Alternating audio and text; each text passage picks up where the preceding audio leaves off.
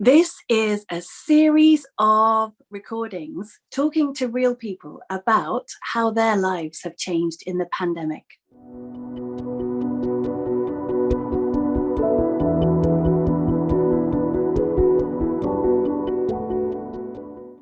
Hi, I am Elysium and welcome to my channel. Now, I am very lucky today to be joined by Kim. Hi, Kim, how are you? Hi, I'm good. Thank you very much. Thanks for having me and being interested in my views on the pandemic. Oh my goodness, I'm interested in so many people's views. There's been so many changes and so many things have happened. And I can't really find another resource that is talking to real people and finding out how the changes have affected them. So I'm hoping that this will be interesting for people now, but also it will be interesting for people to look back on and see real live accounts of what's been happening. So maybe first of all, because I know there's a lot for us to talk about, you are involved in a fantastic charity and you're doing some amazing work. But maybe if I could ask you first of all, how it's been for you over the last couple of years, because we're coming up to the anniversary of when this all kicked off. I think how I feel now is a total weariness with it all and an exhaustion from it. And I feel that we've all been in sort of crisis mode for the last 2 years, that we're kind of lurching from crisis to crisis. So, you know, we started off with a pandemic, and when we first went into lockdown, most of my kind of bubble, as it were, had a illness, which at the time there was no testing for. And I remember just standing outside the front of my house, having the most massive anxiety attack and just being like, you know, all my children were ill, my partner was ill, my ex-partner was ill. I was the only one that wasn't ill. I was sort of running around giving people paracetamol and changing bed sheets. And I just stood outside my house. I had this almighty panic attack. And the first thing I remember really was just this fear. Like, I just thought everyone was going to die. That's what I thought was going to happen. We're all going to die. And this is going to be really awful. And then I didn't get COVID. And, you know, none of my close family or friends did have, touch wood, you know, been seriously ill or died from COVID, but it was all around, and other friends in London lost people. One of my friends lost 6 people from their family. So it was just a really confusing and horrific time with this fear and anxiety. But at the same time, the weather was really amazing.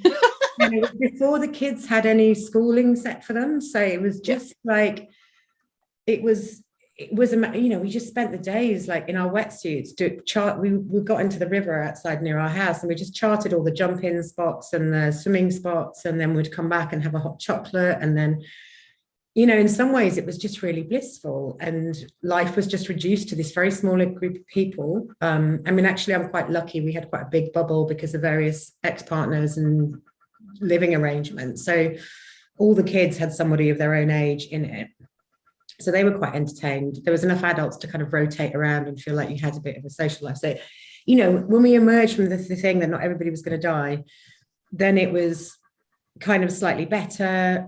And then there was, I think, the second lockdown, which is when the homeschooling started properly. And there was this feeling of just being absolutely overwhelmed. Like, I can't work 5 days a week and look after children and keep myself sane. And, you know, there was times then when I just felt, I remember sort of curled up in a ball, crying in the kitchen, just going, I can't do this. I haven't got the wherewithal to manage this.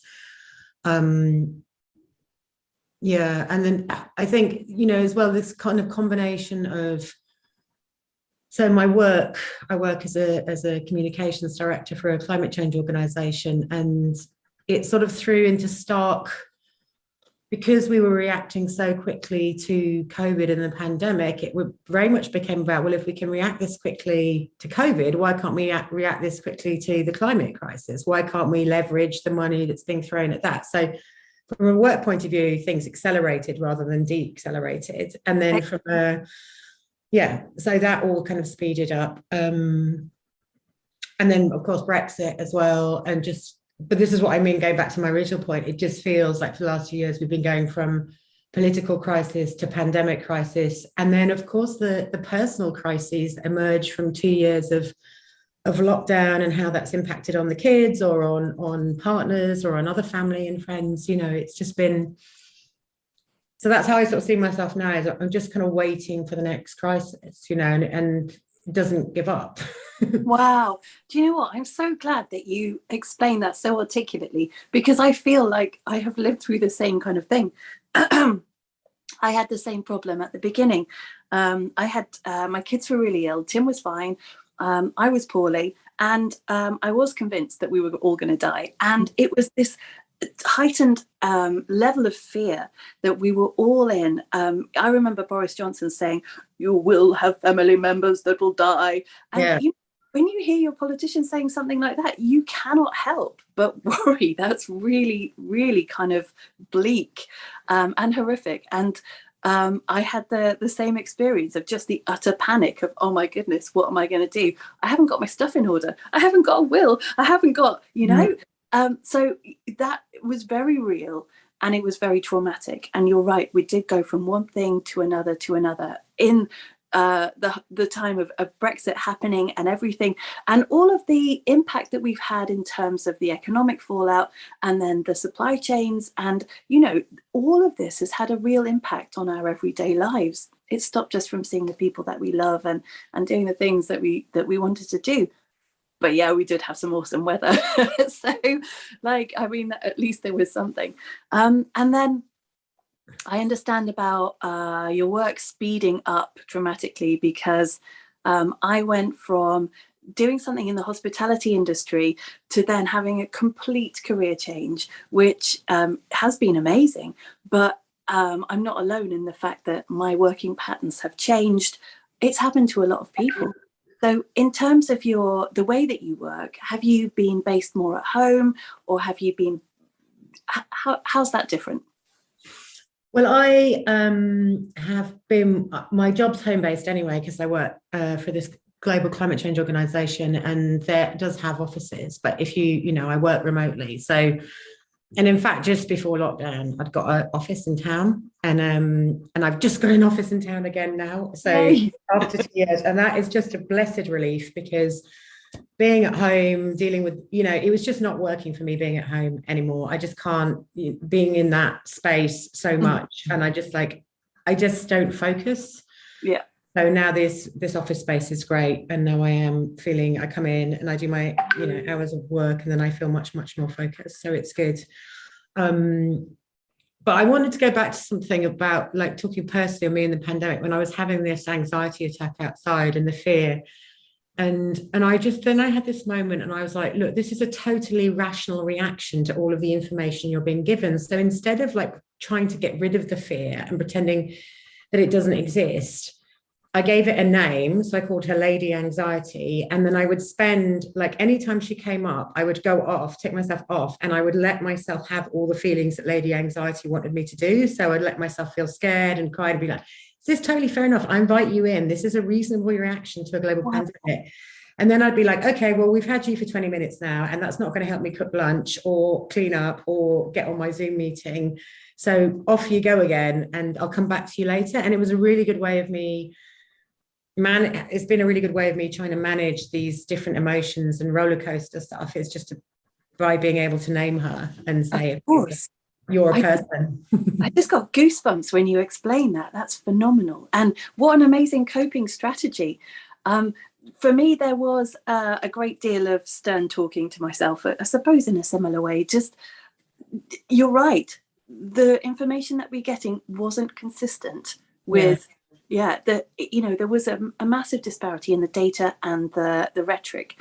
And I think I tried to understand very early on exactly what was happening, what was going on. And I felt sometimes that I couldn't really talk to people about it, because it might have been bordering on conspiracy theory, for example. And, you know, I still think that there's a massive divide between the people who think that there is some funny business going on and the people who don't think that funny business is going on.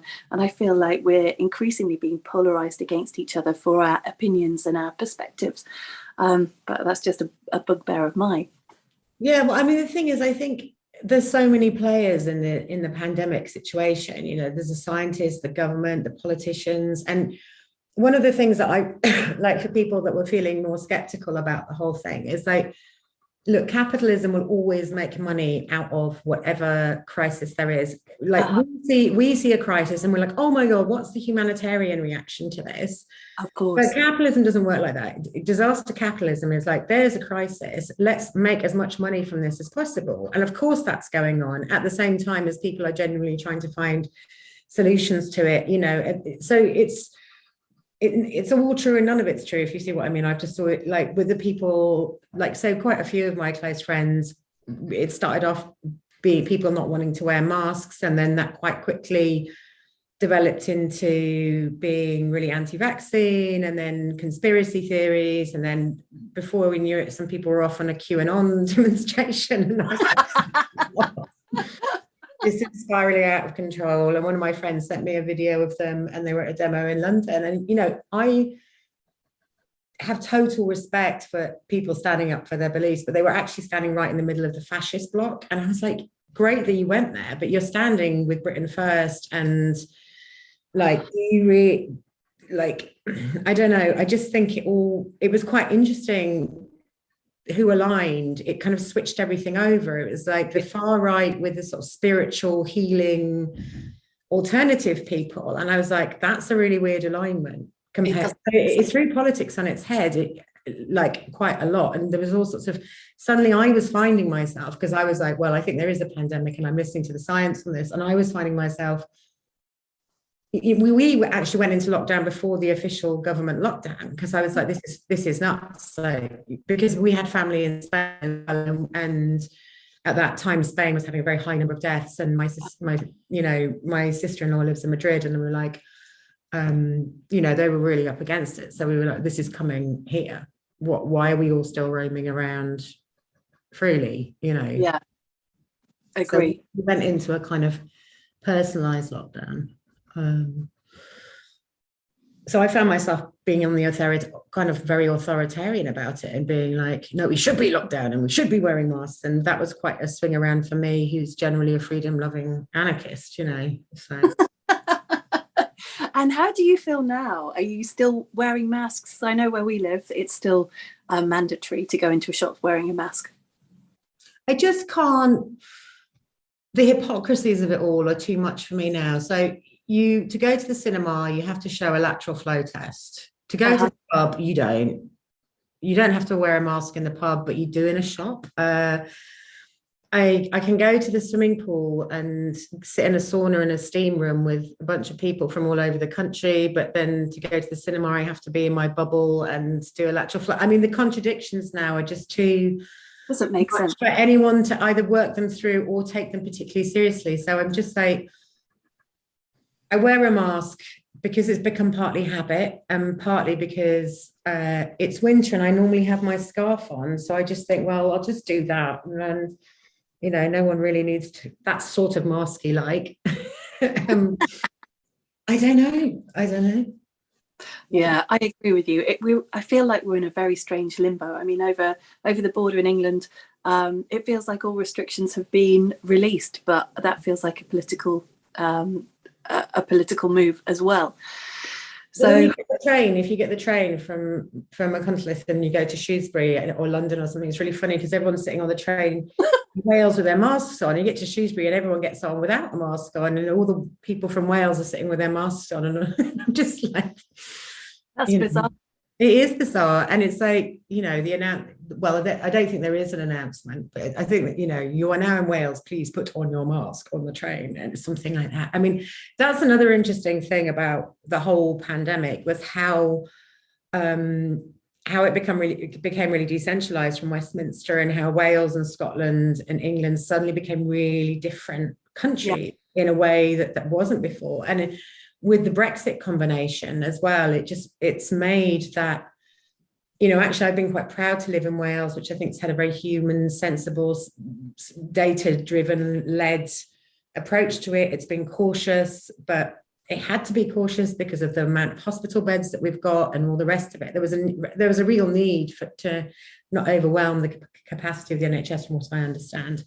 Although nowadays, if I hear this, about going to lockdown to not overwhelm the NHS, I think, well, you've just had 2 years to massively invest in the NHS to make this not be an overwhelming thing. So I get it for the first lockdown, but like, given that we knew the pandemic was going to carry on, why was billions not made available to shore up the NHS so that it could manage to deal with another kind of peak pandemic moment, and also ensure that people were getting the rest of the medical procedures that they needed to get? That feels really bad, actually, that wasn't put in place.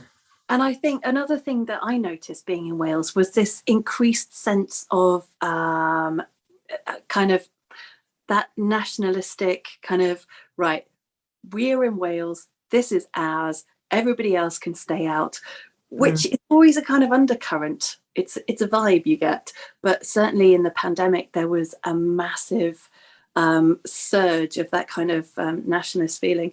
And I think that's quite dangerous sometimes. I mean, particularly in a place which relies so heavily on tourism, that I'm surprised that last year there wasn't more of a backlash and more aggravation between English tourists, for example, that were coming over, and Welsh inhabitants. I'm surprised that there wasn't a bigger swell there. Well, actually, it's quite interesting you mentioned this. So fairly early on in the pandemic, there was a load of signs were put at the Machynlleth clock tower, said "Go home" on them. And I do a lot of work with refugee and migrant groups and organizations, and that connotation of that word "go home" is something that is used by racists to tell people of color or people from other countries they shouldn't be here. And to have that brandished at the clock tower was really uncomfortable, and it did have a really strong connotation of right-wing Welsh nationalism, which we're not used to. We're used to a Welsh nationalism which is left-wing and is inclusive of all people, but is proud to be a country. Whereas that was a real turnaround. And then we ended up actually having quite a big argument with the people that put up the sign. And I'm just trying to remember, we proposed something alternative, which is, I can't remember what the proposed change of wording was, but it was to make it, like, so it didn't read like "go home." It was more to be like, I can't remember what it was, but anyway, they didn't accept it and it ended up being a big argument. But yeah. That's really sad. So you've mentioned your refugee work as well. How has the pandemic affected that? Has there been a greater need or a lesser need? It's interesting that I don't think that what happened, there's different things. There's like, at a bigger scale, people moving didn't change particularly. Like that, one of the big things that's happened in the last 2 years, but this is more to do with Brexit than is to do with COVID, is that people have always been kind of coming by irregular means from France to the UK, but normally it was in lorries. And what happened, partly because of security at the lorry parks, partly because of reduced transportation because of COVID, and also the kind of Brexit restrictions, meant that people have not been using lorries to come over in. They've been using boats. So we've seen this big increase of people crossing the channel in boats. And that makes sense. That's been combined with a lot of rhetoric from the Home Office about doing pushbacks in the channel. So pushback is when you use, in this case, they're planning to use jet skis to like physically push boats back to France, which is an incredibly dangerous and illegal practice. In terms of people traveling to the UK, that hasn't changed. There's lots of issues around accommodation of people when they get here. There's a new bill, like the government are bringing in this new anti-refugee bill, which is legalizing pushbacks and all sorts of other practices. So that is, when I talk assault, I kind of think it's on the back of this kind of crisis mode that we're in, that suddenly they're bringing in the policing bill, which is incredibly draconian. They're bringing in this anti-refugee bill, which is incredibly draconian. So there is this kind of, amongst the fact that the population has been based on this kind of idea of fear for a long time, they're now bringing all these things which they say are going to help us and, take back control and all the rest of it. And of course, none of it does. And then on a sort of local level, we had local like refugee support organization, and we just have been unable to really organize anything or do anything because of capacity, because people have been overwhelmed by the pandemic. And so I think what we've really seen is like it's, and I think that's true of many places, that a lot of people have just become, one of the things this pandemic's done is it's really made us focus on the individual or on our bubbles. So we've withdrawn quite a lot from community life, and I'm just really conscious of that, you know, that the people haven't had the capacity to be external, to be organizing things. We haven't been able to organize anything. And all of those things are kind of necessary for momentum and for people to feel like part of something. And I think we're beginning to see that change now. Like that is changing. I think more and more people are kind of coming out and organizing and doing stuff. I agree with you. I am concerned because from a kind of charity or charitable organisation standpoint, I think a lot of people have felt that kind of frustration at not being able to be part of the community or a community. Not being able to fundraise, for example, has been a big issue for a lot of organisations. And I think that we will see this massive kind of race to try and organise lots of charity events and do lots of kind of fundraising to plug the gaps where we've been suffering previously. Tell me about your work with the environmental charity. Is it 360? No, it's 350, 350.org, which is when it's set up. That was the parts per million we needed to stay below in order to avert the worst impacts of the climate crisis. And now it's something like 420 parts per million. Oh. That's where it gets its name from. Okay. And basically, we're an organization, we are global. So we are operating over different, like organized, you know, groups in 40 different countries around the world. And we campaign to end the era of fossil fuels, basically. And our kind of campaigning model is really largely based around grassroots people power, kind of mobilizing. And that's also been really complicated because we're used to physically organizing events and climate strikes and demonstrations and events, you know, and we've had to kind of move all of that online. And I just don't think the online campaigning has the same impact. You know, it's a very, I think largely because you're kind of in your social media bubble. So you can sign an online petition and you can do all of those things, but it doesn't have the same impact as a bunch of people going and standing outside a bank with a big sign saying stop funding fossil fuels. So it's been harder to mobilize. That said, we've done some really good things. We organized something called an online thing called the Just Recovery Gathering. And what we were really trying to do in, you know, as I said earlier on, is like make these links between, you know, we are in this global pandemic. We've shown how quickly we can mobilize when we want to. And then bringing all the kind of different intersectional pieces together. Like when we're talking about climate justice, it's also about racial justice, because of course we had the whole Black Lives Matter thing happened during COVID as well. And migrant justice and women's rights and all of these kind of things. So as an organization, this Just Recovery Gathering we did brought all of these different facets together to talk about how we recover from COVID, you know, and then we did actually have the slogan "Build Back Better" before Boris Johnson started. That's hilarious. Like really, we were saying what we need to do is build back better from COVID, and then of course 2 weeks later, Boris Johnson was standing on some podium going, "And Britain's going to build back better." You know, anyway, they would do that. So we had to stop using it. And so I think one of the things we've really tried to do in my workplace is have that much more intersectional approach to climate change, because, for example, health workers were really at the front line of the pandemic, and also to some extent the front line of the climate crisis as well. When we, you know, have the climate impacts or large floods or things like that, you know, it's the health professionals are really vital parts of that, but also, you know, as we know in the UK, many NHS workers are seriously under it with pressure and burnout and not being enough staff, etc. So that's been interesting in building those links and those networks. And yeah, that's what I do. So what's your current campaign and how can we help?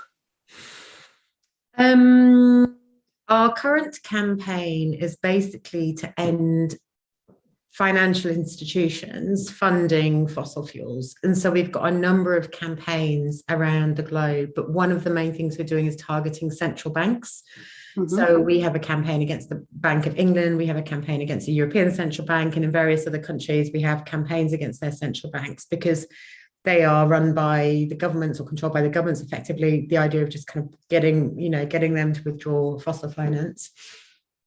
We're also starting to do a lot of work around solutions, which is trying to be like the more positive, inspiring end of things. So like bringing together stories of people who are impacted by climate crisis and what they're doing in their local community. One of the big projects in the UK is the Green New Deal Rising thing. So that's like pushing parliamentarians and progressive political leaders or councils to adopt a Green New Deal.